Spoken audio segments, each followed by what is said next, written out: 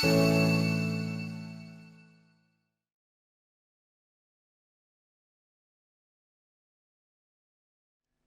you very much. Right, and now I would like to introduce a couple of people who have been living with viral hepatitis to share their experience. So first, Jazzy, would you like to?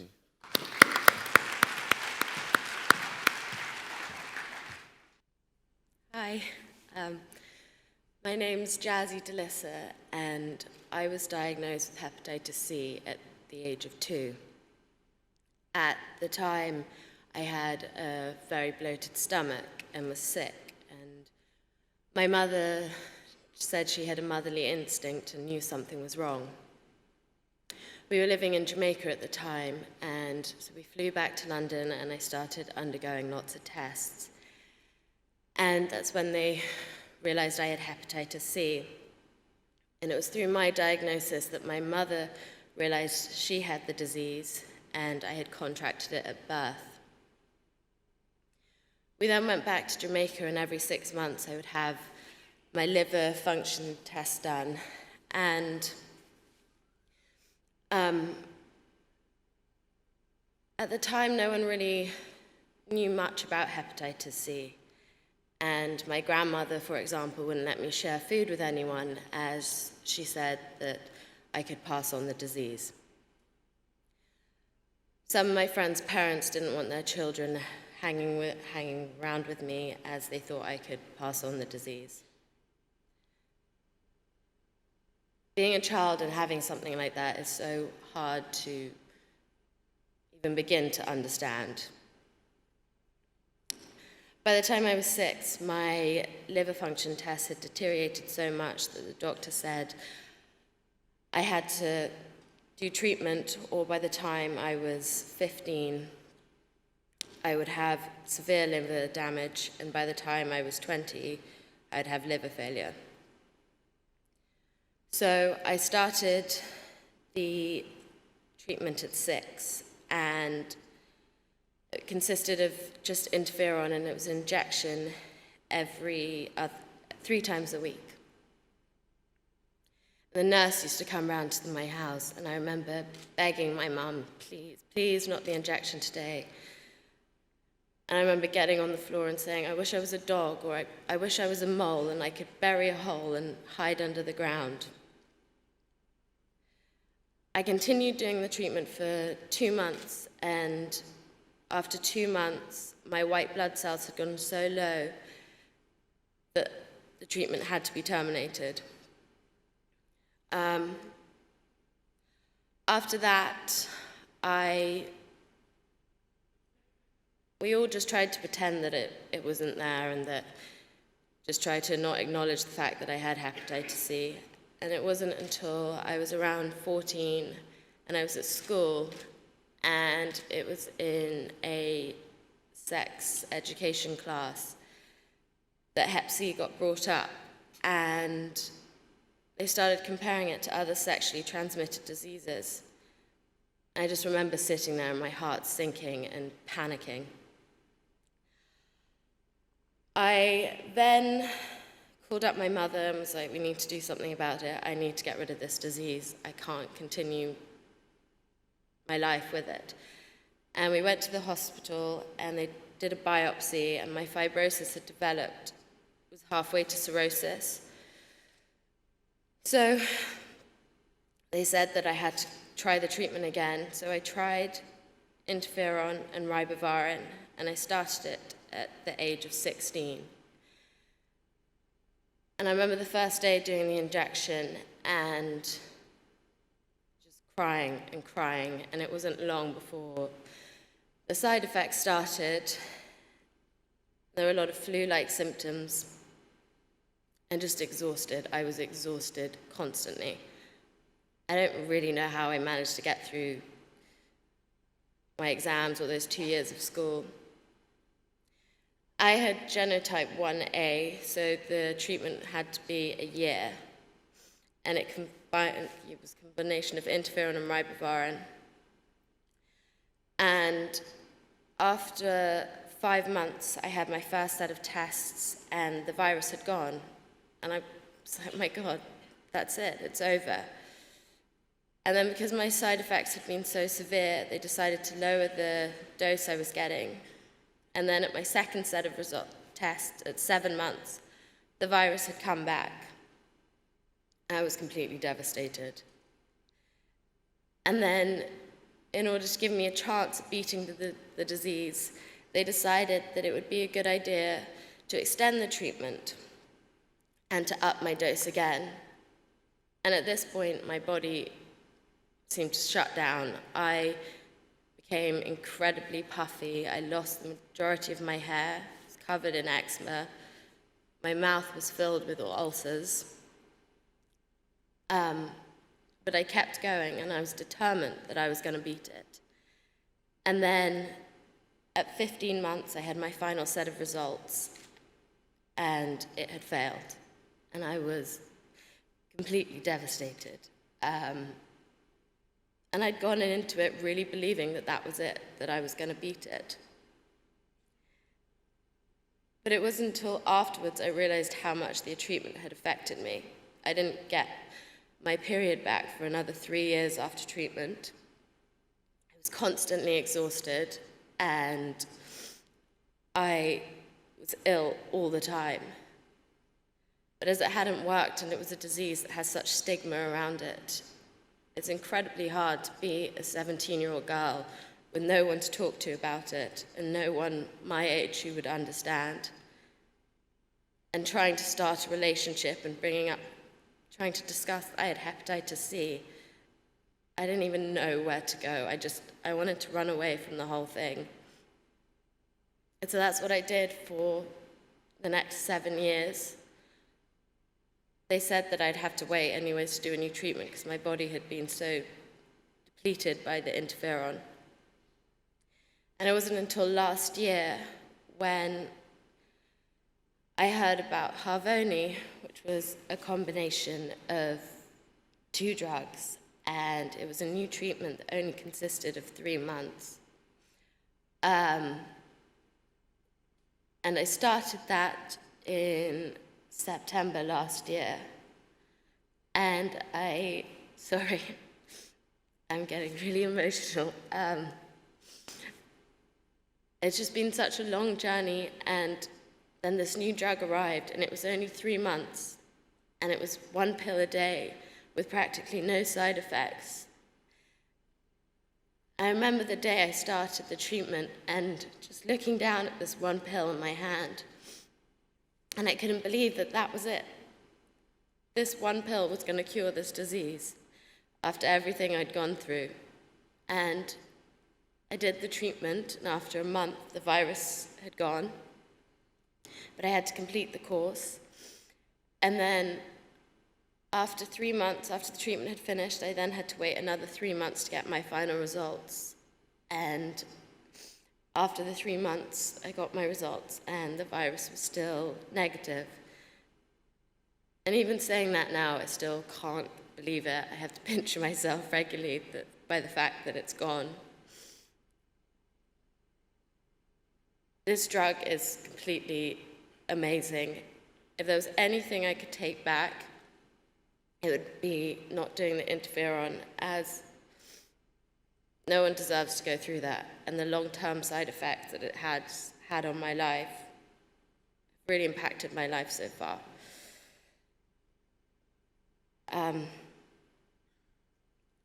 I hope that gave you some understanding of what it's like to suffer from hepatitis C. And thank you, Charles, for having me today.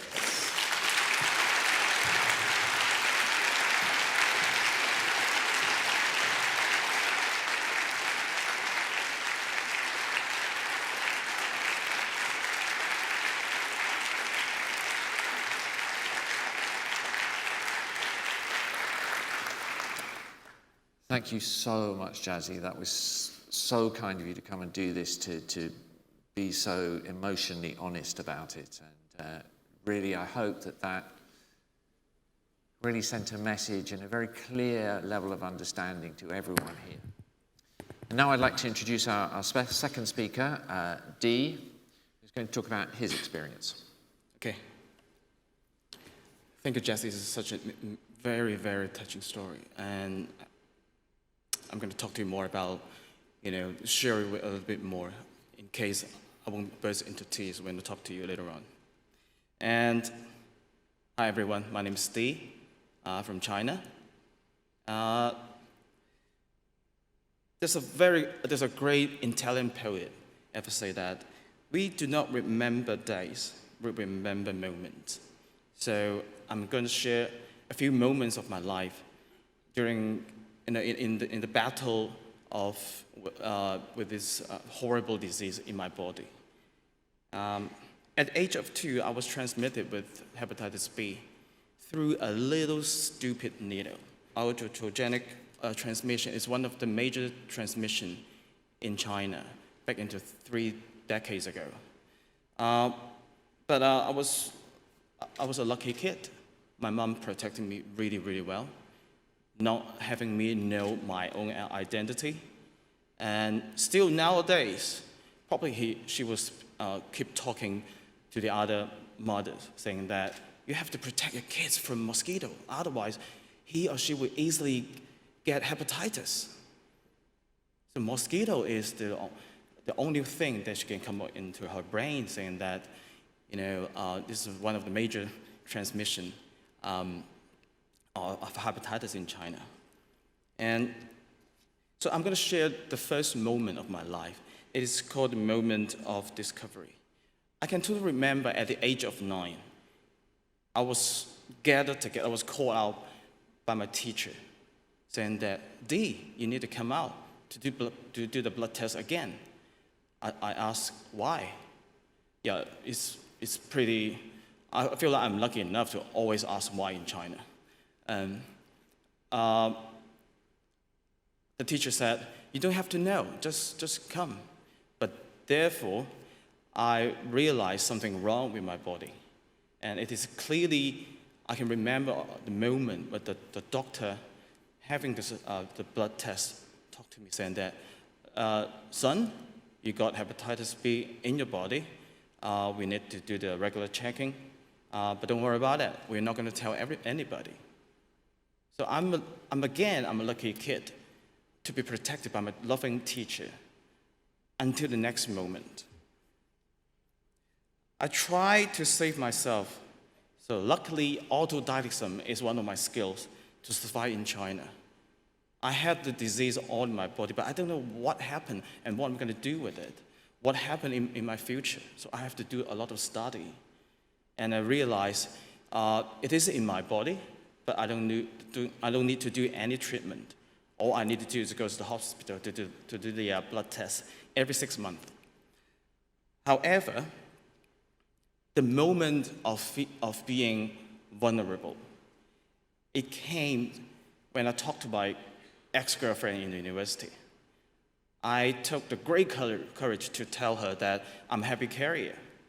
And she went into the very, very deep thought, bursted into tears, have a really long conversation with me, saying that we're not going to have a future because she is also a hepatitis B carrier. There won't be any happiness. We're not going to have happiness in our future because we are both hepatitis carrier. We have to deal with lots of, the issues from our families, giving a birth to a child, whatsoever. We're not going to have future. So it hurts me so bad at that particular moment, not because the very prediction of our love affairs or future. It's because at that moment, I can feel how badly it hurts every hepatitis carriers and patients every day. The third moment came into the era when I'm working in a big factory with 160,000 people. So I'm lucky enough to get through all the tests, all the interview, is a good job, PR manager in a big factory, to having a glass of champagne in my hand, talk to the international brand. Whatsoever, I need to get a health certificate to clearly say that I don't have hepatitis. I need to be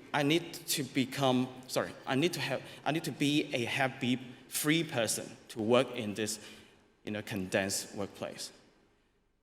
I don't want to lose this job. So I came up with a few ideas. Maybe I can drink probably 1 kilo, baijiu, which is the Chinese vodka, to really dilute the virus in my body. No, it's not going to happen. Maybe I'll try something else.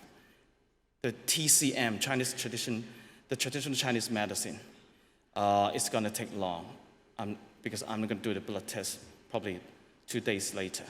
So I came up with a very good, solution.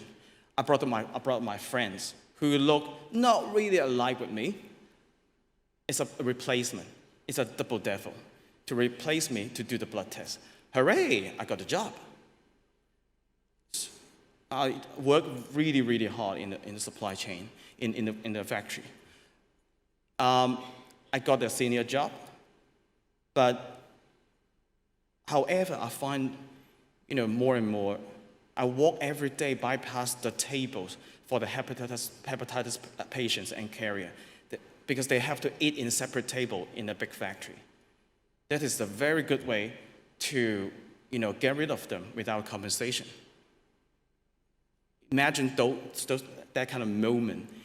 Everybody's bypass you. Okay, you are not clean. I don't want to work here anymore. All I have to do is to leave. I can't stand this. And I'm a part of an accomplice to comfort the workers, got sacked by the factory, saying that, okay, don't worry about it, it's in your body, just go find another job. How about the other factory? Oh, probably they are the same. But don't worry about it, you will have a brighter future. So at that particular moment, I'm feeling I had enough. This moment, I call it the moment of nirvana. So that's why I quit the job, started my own project to fight hepatitis discrimination in the workplace. Still, China had gained great success in the hepatitis B prevention and control. Now we have less than 1% of prevalence in the age group of 5 to 14, which is great, make a huge difference. However, discriminations and stigmas are uncalculable and untouchable. All you have to do is to walk around your neighbors. You can totally feel some sort of discrimination and the stigma are everywhere. Miss Wu, she's a bright student. She was discovered, she was an hepatitis carrier during a blood donation activity. So she was sent to an isolated dormitory, and her identity was exposed to everyone in the school. After this sort of isolation, she was forced to leave the school, saying that you have to suspend your curriculum. You're not able to study in the university. On April 10th of this year, she committed suicide with a charcoal burning in her isolated room. She was then 19. Things like this happen every day, every moment in China. However, we got a big group of people who really want us to work together to fight this hepatitis. So I knew I wasn't fighting hepatitis alone in my body and in China when I joined World Hepatitis Alliance. And I know I can actually do a lot more when I was elected as the board member of the alliance. Totally, I realized I can engage with so many talents like you today in the summit. Last but not least, I wanted to share the death note, the suicide note of Ms. Wu. No one has to hurry to die, but the road to future is vastly long to me without an end point. At the moment, I just want to quit living in the decay of earthiness. Life is tumbling, and humans seek for agony. The latecomers of the world, don't learn from me a bit. I couldn't save myself. Do please let me go. I will pay back in my next life. Sad, sad, sad. But we got you. The patients got you. All we have here is hope, and all we got to do is work together. And said by Robin Williams, no matter what people tell you, words and ideas can change the world. Let's make a difference. Let's change ideas and keep talking to each other. Thank you. Thank you, Scotland.